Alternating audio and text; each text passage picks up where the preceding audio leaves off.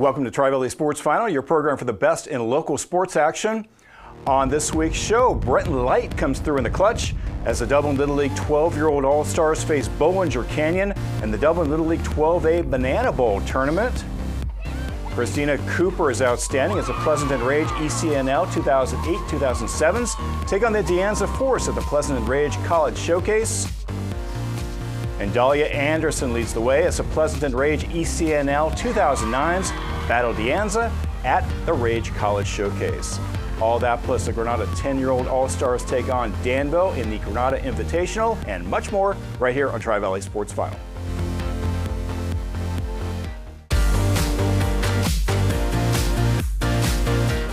Welcome back to Tri-Valley Sports Final. I'm Ian Bartholomew. On this week's show of Little League action featuring the Granada and Danville 10-year-old All-Stars and the Dublin and Bollinger Canyon 12-year-old All-Stars. Plus, we'll go to the 21st annual Pleasanton Rage College Showcase Girls Soccer event as the Rage ECNL 2008-2007s and the 2009s face the De Anza Force.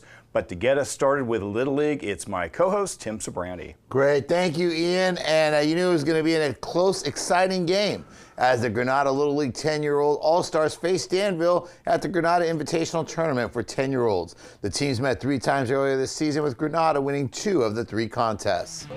And here we pick it up from the Granada Little Leagues. Danville on top at this point, 2-0 bottom of the second. And a big reason why is Danville defense. Here we see the shortstop, Wayne Meyer, catching a hard hit, line drive. Now we see Granada, Tyler Gibson responding. Next at bat with an infield single. But Danville, Max Rodriguez hits into the Force at second. And a nice job there. And then we see Danville defense again. Wyatt Meyer fields the grounder, and he steps on to second to end the inning. So then we go to the top of the third. It's Declan McCabe with the blue single. Trying to get things going for Danville. But Granada pitcher Gavin Jones would escape the threat by getting the strikeout for the final out. Congratulated there by his coaches. Bottom of the third now. Gavin Jones getting things going by inducing the walk. And he would be followed by Cole Clark, who also has a keen eye at the plate, induces his own walk. So runners at first and second. And next we see Andrew Estrada. He would walk. So the bases are now loaded. Golden opportunity for Granada, and it would be Treat Leeds who gets the base hit to right. Everybody is safe. Jones would end up scoring, so it would be 2-1 at this point. Then next it would be Michael Moon who would end up getting a base hit into left. Cloak would end up scoring, so the game would be tied at 2. But in the end, Danville would end up getting out of it. There you see the strikeout by Justin Hurst to end the inning. And there you see the final score. Danville's 3-run 4th inning is the difference as they go on to the win. Danville would win their next game as well, defeating San Ramon Valley for the tournament championship 2-1. But still a great effort by Granada in the tournament and all season long. Yeah, Granada had a really good tournament. They beat this Danville team the game before the 7-5. Also throughout the year they beat Bollinger Canyon. Had a couple other big games. I believe they beat Danville as well. So good team. They're going to be exciting to watch next year and see how they do as 11-year-olds. Yeah, and a lot of close contests and a great job by Danville getting the win. And that's going to do it for the 10-year-olds. Up next, we're going to the 12-year-olds in another tournament matchup. This one in Dublin as the Dublin 12-year-old All-Stars take on Bollinger Canyon in the Dublin Little League Banana Bowl tournament. Plus a little bit later, we'll have girls soccer from the Pleasanton Rage College Showcase. Please stay with us.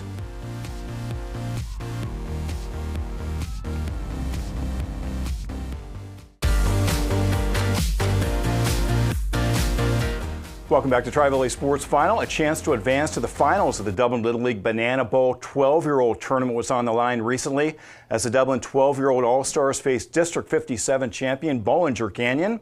The teams met earlier in the tournament with Dublin coming out on top, so Bollinger was looking to even the score. We go out to the Dublin Sports Grounds. Banana Bowl features different rules, including dance breaks. Here Dublin takes advantage of that. Also, foul balls are live. Fans can make a catch for an out. Here's some parents try to make the catch, but they drop it, and the Dublin team celebrates that drop. Trailing 1-0 in the second, Bollinger tries to rally. Andrew Slocum on first, pitches in the dirt. Slocum goes to second. He would advance no further, though, as Dublin escapes on this 6-3 putout from Will Shaper to Jackson Lemo. Bollinger comes away empty. In the bottom half of the inning, Brenton Light walks. Moments later, he's off and running. Easily stealing second. Cristiano Ramirez then reaches out, punches a base hit to right. Ramirez holds it first, while Light moves to third. Ramirez would steal second. Aki Lee then squares around, lays down the squeeze. He reaches first while Light scores. Dublin wins the inning and picks up a point, extending their lead to 2-0. Bollinger tries to rally in the third. Bennett Humphreys drives a ball to deep center field. This one over everyone's head. In the odd innings, batters run the opposite direction. Here he slides into second with the double. Bryce Dennis then pulls a base hit to left. Will Shafer fields and throws to third, but it's not in time. Runners at the corners for Eddie Amari Solomon, who drills a ball to deep left. Humphreys and Dennis both score, while Solomon holds at second with a double. After a walk to Ernest Mellon, Andrew Slocum flies to center. Catch is made, but the throw home gets away. That allows Slocum to score. Bollinger would go on to win this inning to cut the overall lead to 2-1. Bottom four now. Jackson Lemo earns a 2-out walk. Jonah Benny then bounces a base hit through the hole. Remo rounds second and goes into third with the slide. Benny holds it first and waves to his fans at home. Brenton Light then grounds a base hit up the middle.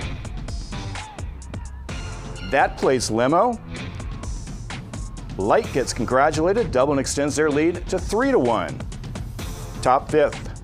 Bollinger tries to rally. Bryce Dennis drives a ball to deep center field. There it goes. Zachary Ferraro fields, but Dennis beats the throw to second. Another odd inning, so runners go in the reverse direction. Next batter, Charles Muir rips a base hit to center. Dennis moves to first. 2 on for Solomon, who pulls a base hit to left. Dennis scores as Bollinger grabs the lead in the inning 1-0. Moments later, there's a pass ball that allows Muir to score to make it 2-0. Dublin tries to answer in the bottom half of the fifth. Cristiano Ramirez on third after a single. Pitch then gets away. That allows Ramirez to move to second. Aki Lee then pops it up. Tough play. This one drops for a hit. Lee holds it third, while Ramirez goes to first. Bollinger would escape, though. On a Humphreys strikeout, they win the inning to cut the deficit to 3-2. We move now to the sixth. All runs count in this inning, and Bennett Humphreys flies to deep left. That one gets caught in the sun. Humphreys goes into second with the slide. Bryce Dennis then walks. 2 on for Charles Muir, who hits a towering shot to center. It drops. Dennis and Humphreys both score as Bollinger takes the lead 4-3. Up steps Solomon, who pulls it down the line. Muir scores to make it 6-3. That's Solomon's third hit of the game. And that would be enough as Dublin goes down in order in the bottom of the sixth. Bollinger Canyon edges Dublin 5-3. And there you see the final numbers. Bollinger would advance to the finals where they would fall to Pleasanton, their 12-year-old All-Stars, 3-2. Good tournament by both teams. And next year we should have an exciting intermediate District 57 tournament. A lot of these top players will be taking part. Dublin, Bollinger Canyon, Granada, Pleasanton, Danville, all look very strong this year, and at this point they don't look like there are any weak teams, so it should make for a great tournament next year. Yeah, there's a lot of parity, and I think we'll end up with good representation, whoever emerges from that group in the intermediate. But a lot of fun. These banana rules, kind of wacky, takes a little getting used to, but it's good to see the kids and the parents having fun out there. From Little League, we're going to go to girls soccer now. One of the biggest club events in Northern California taking place here in the Tri-Valley is the Pleasanton Rage College Showcase. Now in its 21st year, many of the state's best teams and players taking part, playing in front of a who's who of college recruiters and coaches. We start off with the top Rage team of Pleasanton, born in the years 2007 and 2008, taking on the De Anza Force of Cupertino. And there you see the Rage gathered for the match with their coach, Michael Huron. And we picked things up early. Olivia Weedy lead at Christina Cooper. Shot, we punched out, and no good. Now we see Jenna Tofu free kick. That one saved by Musgrove. So De Anza would end up striking first as Fiona McCormick on the empty netter, 1-0 for the Force. Rage now. Who's looking to respond? Olivia Wheatley, Olivia Sams, but Musgrave with the save. And then Cupertino on De Anza on the counterattack. Zoe Brandt. She would end up scoring. She's University of Washington commit. You can see why right there. They're up 2-0. Pleasanton looking to respond. Christina Cooper with the left-footed shot on goal. Finds the back of the net, cuts their deficit to 2-1. And we see the Rage on defense. Here is in the midfield. And the deflection by Tatum Wallace. So then the Rage more defense. Here we see Wallace again, catching that shot. And the next one we see, it's Kaylin Dyer. Blocking the shot, rebound goes out for a long shot. That would end up being saved by Wallace as well.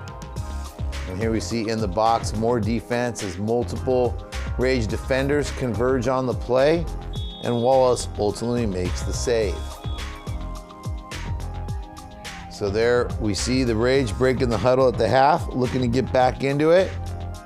And it would be Jenna Tufo on the free kick, but the De Anza goalkeeper there for the save. Next up would be the Rage on a corner kick. And there again, in traffic, Musgrove with the save. And then we see in the box, that one would be saved by the Rage goalie. This time it's Parker Bridgman. And there again, another save by Bridgman. And not to be outdone, there's Bridgman again, helping to punch it away. And the end up rebound would sail over the goal. Rage on offense as the corner kick off the top of the post. And the follow-up shot saved by Musgrove. So that's one of Pleasanton's best scoring opportunities in the second half. And here we see Iskra Mikovic putting it away for De Anza. And after the match, there's everyone. A lot of these players know each other from club over the years, and we'll be playing high school and college ball together. But De Anza would come away with the win. You see the final there. They finished the 3-day tournament even with 2 wins and a tie, but Still a good performance by the Rage, who kept it close until very late in the match, and again, much closer than the score would indicate. Yeah, and these are really the top players in the Bay Area playing for these different teams. A lot of these players will go on to play in college. This De Anza team has a lot of players from Mitty and St. Francis high schools. So they're always going to be very good. Some of the very top. Yeah, absolutely. But the Rage held their own, and they have plenty of college commits themselves. Absolutely. And we are just getting started with soccer. Up next, we're going to have more as the Pleasanton Rage ECNL 2009s face De Anza in the Rage College Showcase. Please stay with us.